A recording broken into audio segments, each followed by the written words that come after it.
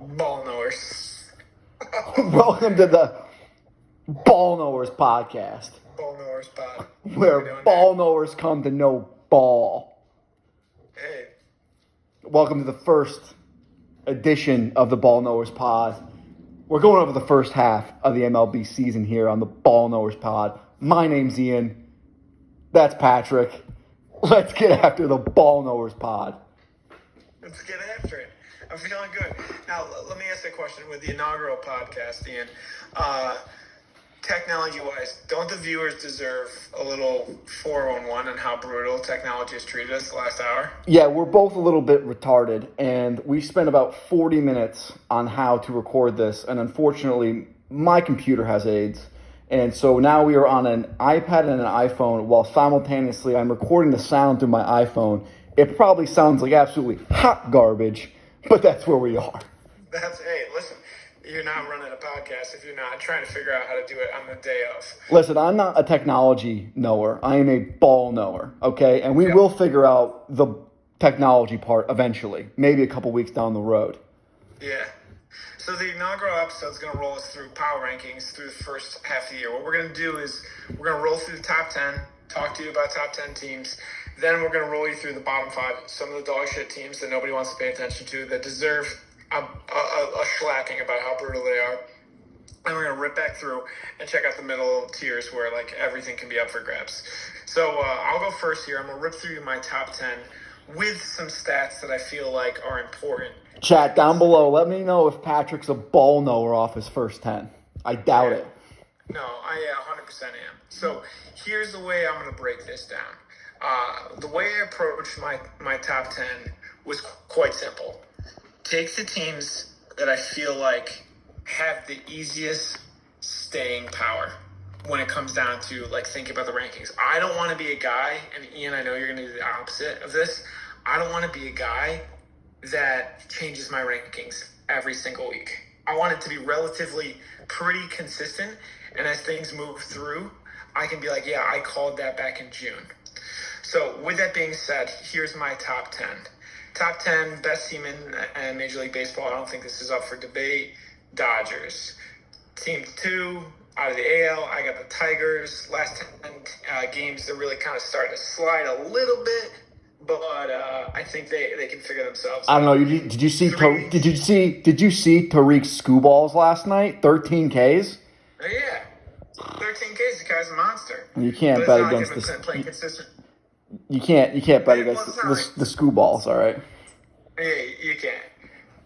3 Yanks, 4 Stros. Cubs are falling off as well, but I'm keeping them in the top 5. Rays, Phillies, 8 goes to the Giants. Metsies, even though maybe they, by the next time we do a ranking, could possibly be 32. I got them at 9. And then finishing out with that absolute hose of an arm for the Brewers, I got 10. Okay, full disclosure, too, you're also a Mets fan. I think you should let the ball knowers know that you are a Mets fan. Yeah, I think that's fair for them to understand, but you also got to understand that if you're, like, watching the Mets so far, like, I don't think they deserve to be out of that top 10. They just cannot seem to win a ball game lately. Well, we might see my bottom 5. Okay.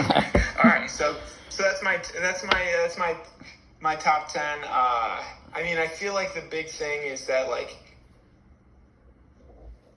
for the Phillies, for me, third best ERA. The rotation's a 3.35, and that's honestly without Bryce Harper right now, so that's huge. Came back today. They got a nice W against the Pods. The Pods are slipping. Yep. The Pods got issues. Yep. Pods have major issues. We'll get into that later, but they have some huge issues. Rays, I mean, what a monster series they just played against the Tigers. I mean, best record in baseball over the last 6 weeks. It's not even close. Yeah. They're monsters. And then, I mean, honestly, like the Brewers, again, like with the way that they've hung around in the NL Central, I mean, it's going to be a play for the title in NL Central this year. Yeah. I think we have pretty much the same teams minus 1. I think one team. Did you say Blue Jays? No.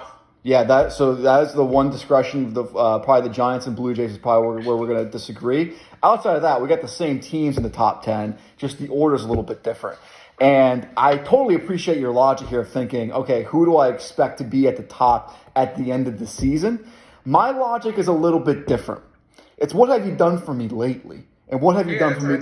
But no, in all honesty, the way I look at it are the two biggest indicators of how good you are as a ball club, which is one team that I went against the grain on it. But the two indicators are the run differential and your record against teams above 500, right?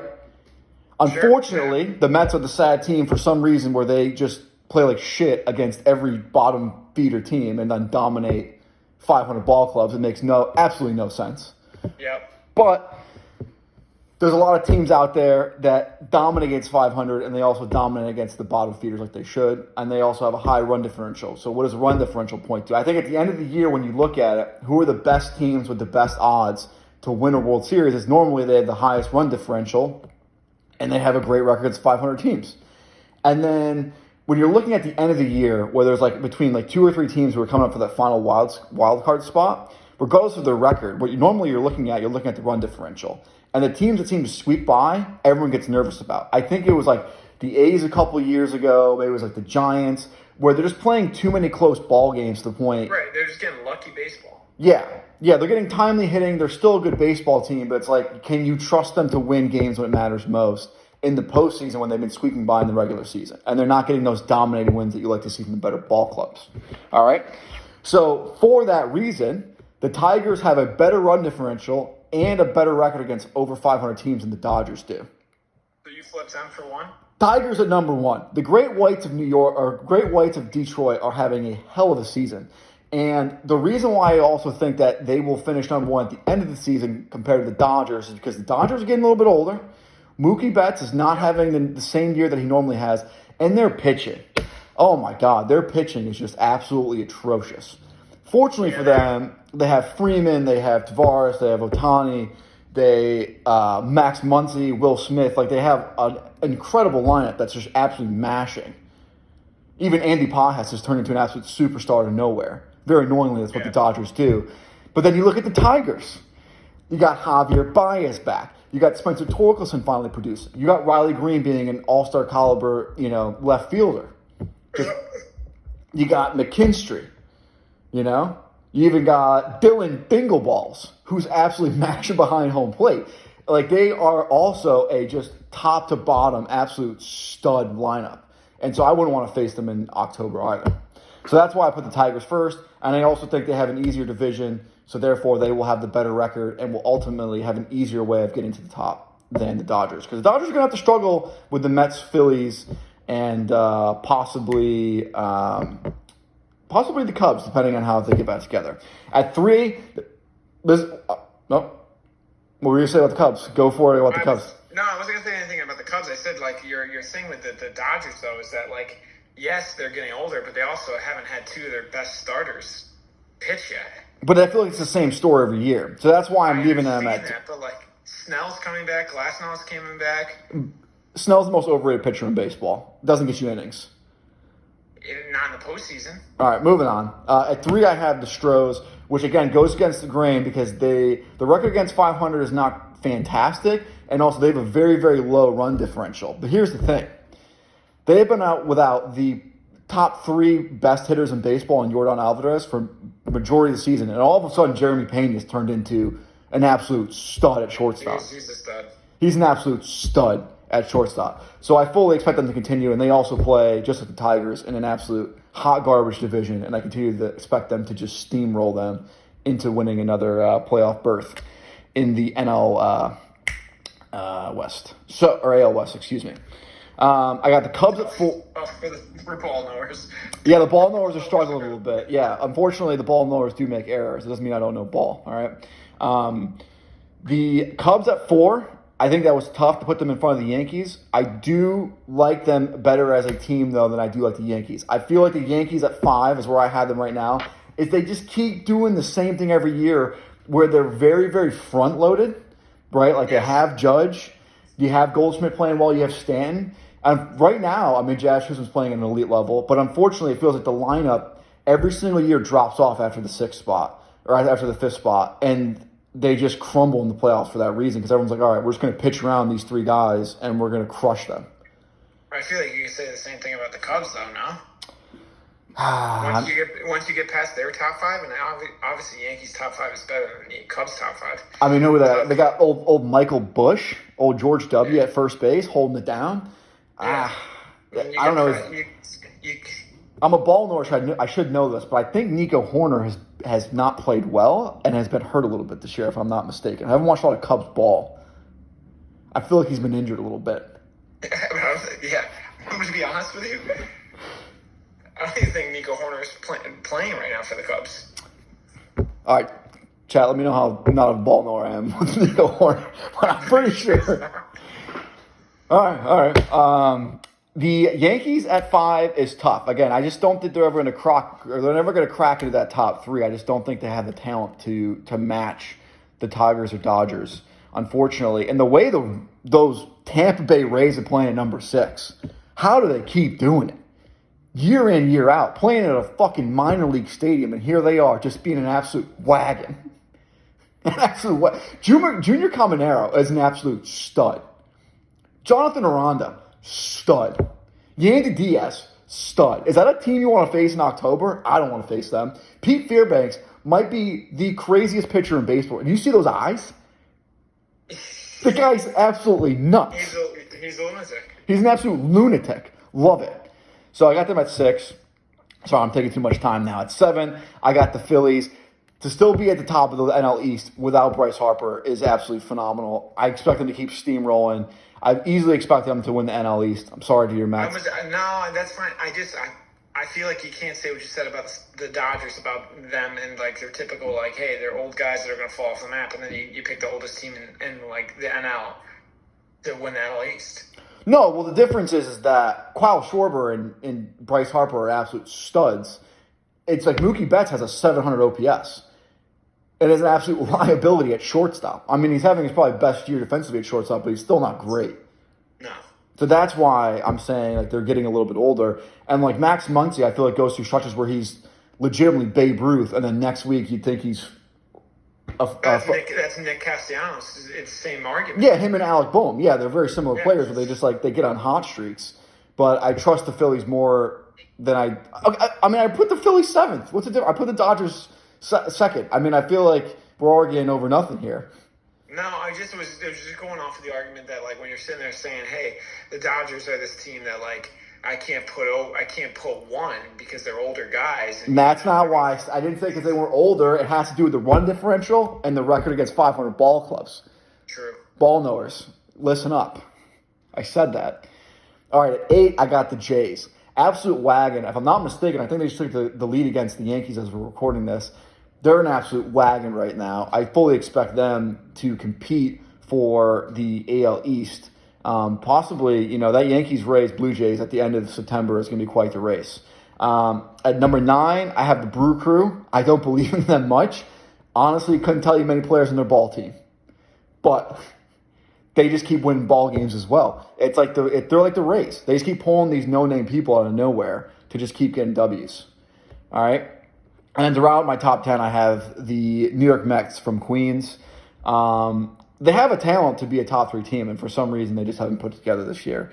If they were to win the NL East, it wouldn't shock me. It's just none of the players outside of Juan Soto right now have lived up to expectations. And the pitching has just fallen off the map the last couple weeks. The pitching's absolutely horrible. I was trying to think, it's Jacob Mizorowski. That's the guy for the Brewers who's an absolute just electric factory. Yeah, he's a machine. I mean, trying to name other players off their team, like maybe Jackson Churio. You got Reese Hawkins, and that's as far as my depth of knowledge goes with the Brew Crew. Yeah, I feel like Jose Quintana, I think, pitches for them as well. I'm going to be honest with you. I think a homework assignment for Ball North Pod episode 2 is going to be. I think we should be coming in just hot on 1,000 names. 1,000 names next time. Just be like, oh yeah, the shortstop for the White Sox is bang. Yeah, we gotta be coming in with names out the wazoo. That's fair. That's a great point. I think we bring it in next time. All right, you ready for your bottom 5? The worst teams. Bottom 5. And honestly, like I don't feel like this like hurts too many feelings. My bottom five here, five worst teams in Major League Baseball. 26, I got the Athletics. You can just feel how like I feel like they want to be better. I don't get it. Their team in the field is spectacular.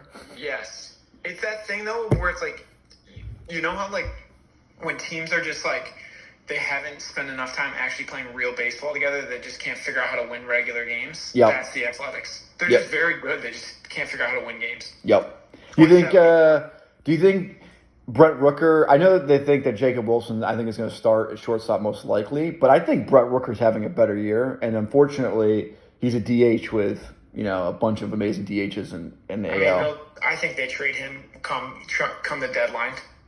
Sure. They probably most likely will. I don't know what his contract's looking right now, but it just feels like they have a really good, actually, roster on the field. Like, J.J. Bleday is their fourth outfielder, and, like, what's his name? The center fielder is making all these crazy catches. Like, they have That's the Athletics, though, is I feel like they build it up, and then you're like, all right, sick. Like, give this team 2 years, and, like, they'll be a wagon, and then all of a sudden they've traded away half their team. You're like, well, if only they'd stay together. Yeah, that's fair. All right, 27, even though James Wood tied Barry Bonds last night, intentional walks, 4 in a row. Another team with just a great... Yeah, just like another team, though. They're just too young that they can't figure out how to win baseball games. Yeah. So Athletics, Nationals, brutal. Marlins are on a hot streak, but then I got them 28. I know that burns you. You're a Miami Marlins guy. White Sox, no surprise there. And then the worst team in the entire century, the Rockies. Okay. Genuinely laughably bad. I think watching that highlight the other day of that one guy, his second baseman, I feel like that's a team that we can also ball in ours pod. Let's never learn anybody who actually plays for the Rockies. Let's only just... Well, that pains me to say because I was going to say, what the fuck happened to Ezekiel Tovar? Yeah, brutal. Well, he's been hurt like half the year, and then when he plays, he's just like garbage. Yeah, he's hot garbage. But like last year, it was like, oh my god, this is going to be the next guy. I think I watched the other night, like that clip of the routine fly ball to the first baseman. The pitcher's running 60 feet away, pointing out the ball. He's got no idea where it is. It's raining. The second baseman, he loses it and just goes, I don't got it, coach. And then it lands maybe 6 centimeters to the right of the first baseman, and he acts like a hot grenade has gone off. He's looking left. He's looking right. I haven't seen this yet. Oh, I gotta send it to you. It's one of the best fly balls I've ever seen. Routine fly ball lands like right next to him, and he spins around as if he's almost been shot. It's incredible. I'll have to watch that. No, my favorite video of the year so far is also a Rockies video. I believe it's Kyle Friedland, who is crying after like their 20th straight loss. And they're like, hey, man, what's your message to Rockies fans out there? And he starts tearing up. Just keep riding with us. We're going to figure this thing out. While they're like 7-40. Oh, man. I have a terrible heart, but like that is by far my favorite video of the season so far. They are. That's why I said like we should just rip through the bottom because it's almost more fun to watch like teams 26 through 30 than like 14 through 21. No, I agree. And the only difference I have my Marlins at 23 just because I'm in 7 in a row, back-to-back sweeps. They're an absolute wagon right now, and I think they have a lot of young talent that's going to go places. The only flip-flop I had 26 at Nats. I had 27. I had the Orioles. Okay. What an underperforming unit. They're terrible. They're absolutely brutal. They have a worse record against 500. They have a worse run differential than the Marlins. It's not looking good for them in Baltimore. Just not. It seems like it's over before it even started. They had one good year in them, and then it's just like, all right, we're just back to being absolute hot garbage. So, unfortunately, it seems like it's going to be a team similar to the A's or the Nats, where they're young, and then they're just going to start selling people because they just don't win, and they're not going to want to pay them. Like maybe Gunnar Henderson stays. Like that's probably about it. Yeah, I mean, I don't see how they're in a spot where they spend money and actually build up their team. No, I don't think they're going to do it. At 28, I have the A's. At 29, I have the White Sox, and number 30, I got the old Colorado Rockies. This is what we'll do, and this is for like promotional. This is just talking ball numbers now. The clip I just had of me explaining that play, I need us to overlay that on top of the actual play. You got it. Because it's genuinely the best. I gotta find it. Genuinely the best thing. If there's any ball knowers that want to work for us for free, that'd be real sick and like knows how to video edit because I don't know how to do that. YouTube, we got it. Okay, so actually, instead of I know we talked about doing like 11 through 25. Instead of you can list your order since we're cut for time because Zoom unless you do 40 minutes here. If you want to say like your most surprising team that you didn't expect to be in this, or vice versa, like a surprising team you thought was going to be towards the bottom that for some reason is towards the middle, or vice versa. You know what I'm saying? Yeah, I'll go 1-1. You can name your 11 through 25 first. Okay, 11 through 25, we're ripping quick. 11 Blue Jays, 12 Padres, Cardinals, 13, 14 Mariners, 15 Reds, 16 Braves, 17 D-Bags, 18 Guardians, 19 Rangers, 20 Angels, 21 Twins, 22 Royals, 23 Red Sox, 24 Orioles, 25 Pirates. I think, and I know this is such a dumb take, but I am so mad. I just felt like the Pirates, even though they genuinely are just just a brutal team, I really thought the Pirates would be in a better spot to at least compete in that division because the division sucks. It's crazy to me. I just I would have thought that they would have been able to be a little bit more consistent. So the Pirates pissed me off, and then the surprise team, which I'm rooting for big time. I love me the Mariners, and Big Dumper genuinely is one of the funnest guys to watch play baseball right now, and I hope they make the playoffs. I love Big Dumper. Not a fan of J-Rod. I think J-Rod gets way too much hype. He's a great defensive center fielder, but his offense leaves a lot to be desired. Yeah, he's a big strikeout guy. He drives me mad. Yeah, and it's dude, just make contact. You're fast. You don't need the yeah. All right, so I'll rip mine now. At 11, I got the Cardinals. 12, I got the Giants. 13, I got Reds. 14, I got Mariners. 15, I got Padres. D-Bags at 16. 17, I got Angels. 18, I got Rangers. 19, I got Red Sox. 20 Guardians. 21 Braves. 22 Twins. 23 Marlins, Royals, and then Pirates. So let's see. For the most surprising team that I thought would be better, I think it's got to be a tie between the Braves and the D-Bags. I really, really thought that... Actually, you know what? I'm going to change my answer. A team that I thought was going to be a lot better. A team that I told you before the season I thought was going to win their division was the Red Sox.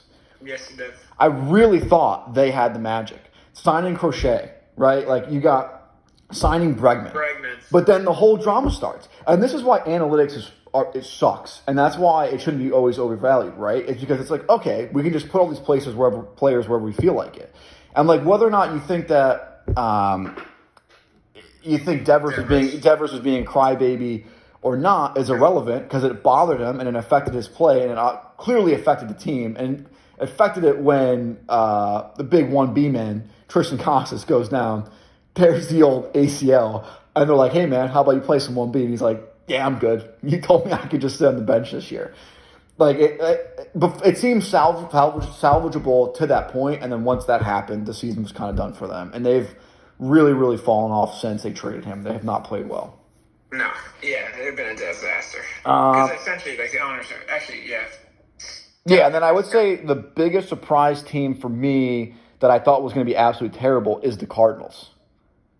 It's very surprising to me that they have stuck around for as long as they have. Not that I don't, now I believe in them. I think they will make the playoffs.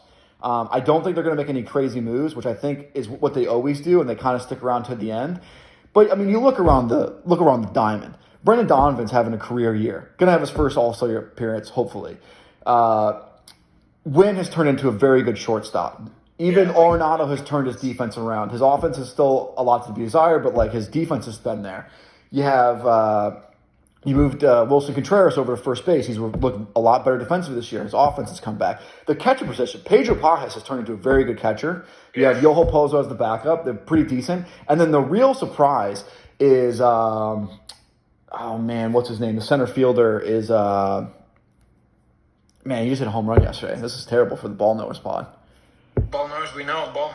I don't like Lars Nootbaar still. I still don't know how he plays. But what is his name in center field? Is it Victor Martinez? Victor Scott? Victor Scott. Victor Scott is turned into a phenomenal baseball player. And that truly is probably what has kept him along is because he's a very good hitter in the 9 spot. and he's very fast, and he plays great defense in center field. So, yeah, it's been my surprise team I thought would have been in the bottom 20, and it's turned out that it's probably going to make the playoffs. Dude, that's the team I thought would have flipped with the Pirates. Like, I genuinely thought the Pirates would have got a little Skeens gas. They'd be like, hey, we got the best pitcher in baseball. Let's freaking do this, guys. Let's ride together. They just stink out loud. Yeah, I wholeheartedly agree.